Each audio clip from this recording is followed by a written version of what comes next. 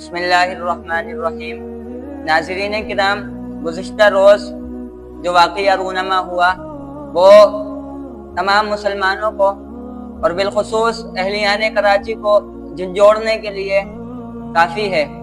Tanker mafia نے جو اپنی بے راہ روی اختیار کی وہ سب کے سامنے ہے۔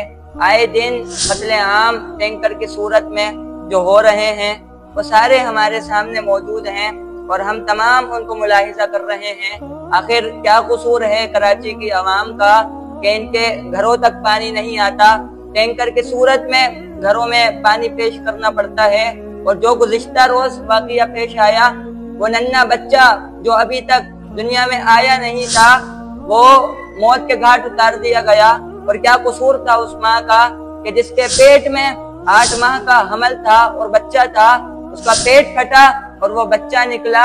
جناب والا وہ بچہ اپنی زندگی کی سانس شروع ہونے سے پہلے ہی ہار گیا۔ آخر اس بات کا جواب کسی کے پاس نہیں۔ آخر کیا قصور اہلیان کراچی کا کہ آئے دن ان پر یہ مظالم ڈھائے جا رہے ہیں، ان پر یہ تشدد، یہ بربریت اور جناب والا یہ ناروا سلوک ان کے ساتھ اپنایا جا رہا ہے۔ نہ اس بات پر حکومت کوئی ایکشن لے رہی، نہ قانون نافذ کرنے والے ادارے لے رہے۔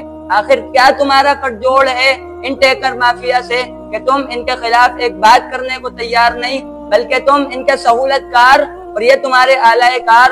خدا کا خوف کرو، کیونکہ اللہ کا عذاب اور اس کی پکڑ بڑی سخت ہے۔ اللہ کے خوف سے ڈرو اور اس کے عذاب کو اتنی دعوت نہ دو کہ جب اس کا عذاب آئے تو تمہیں اس کے عذاب سے سر بچانے کے لیے کوئی جگہ بھی میسر نہ ہو۔ ان ٹینکر مافیا کو لگام دے دی جائے اور اہلیان کراچی کو ان کے احسن انداز میں ان کے حقوق ادا کیے جائیں۔ وآخر دعوانا الحمدللہ رب العالمین۔